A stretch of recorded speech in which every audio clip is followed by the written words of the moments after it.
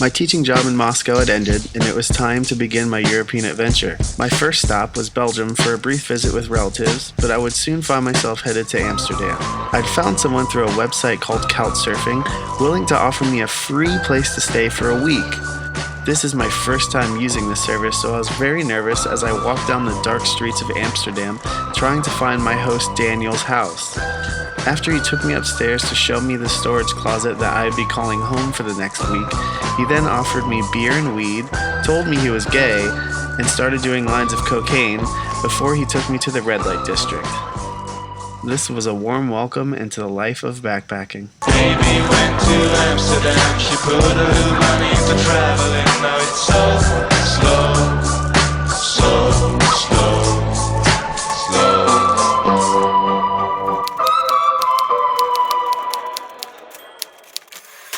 When you get to Amsterdam, you'll most likely be arriving at Amsterdam Central Station. Amsterdam is pretty small and you can get anywhere by foot, although you can take the tram, or the most popular mode of transportation in this area is by bike.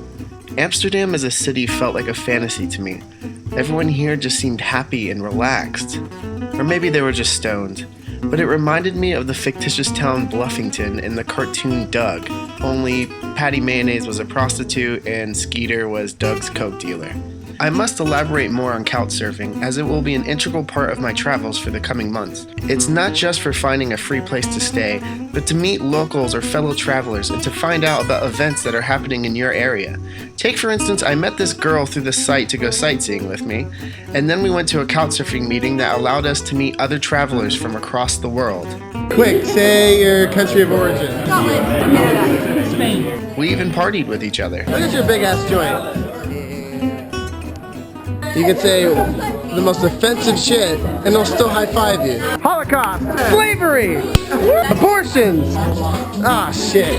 For that baby. For that baby. Someone always has to take it too far. My host Daniel woke me up at 9 a.m. with what he considered breakfast in bed, which consisted of a cup of yogurt and a Heineken. This was strange because before I'd went to bed that night, Daniel was crashing from a 24-hour speed binge that he was on. What are you doing? How long have you been on speed for? 42 hours. I just fixed that because it's still not fixed. I'll tell you what else I did last night. I was cleaning up around, I was like, oh look, an ecstasy pill. Taking ecstasy and you're handling pictures on your wall. See a pill, I'm like, what's this again? Let's try it out. And, oh yeah, okay, I know what it is. There are some things you just can't miss in Amsterdam. Even if you're not really into smoking weed, I still recommend to stop in Amsterdam's oldest and most famous coffee shop, the Bulldog Cafe. From there you can head to the nearby red light district. By day there are still prostitutes in the windows, but it's not as crazy as it is at night. By the way, don't think that you can take any pictures or videos because the girls will scream or sometimes even chase after you.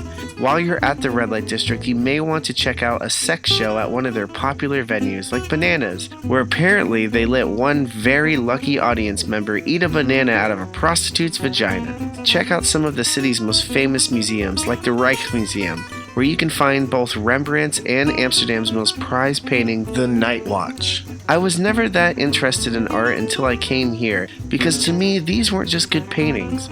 They were a glimpse into the past. These were like century-old Instagram pictures.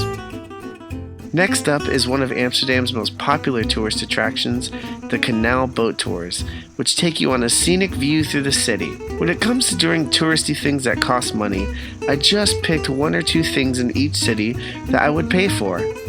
Most, if not all, backpackers, including myself, are on a budget.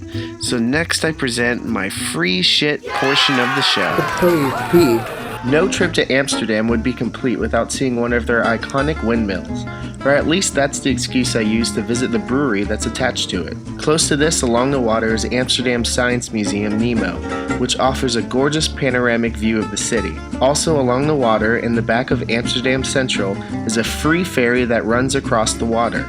On the other side you will find the Eye Film Museum that offers a free small exhibit. I film everything I do.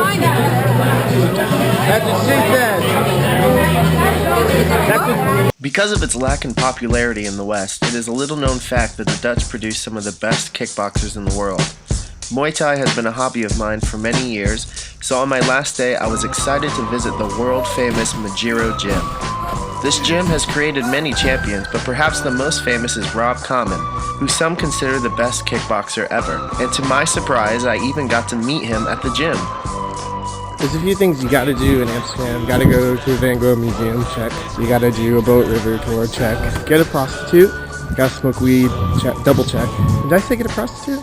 Yeah, double check. My Amsterdam tour is done.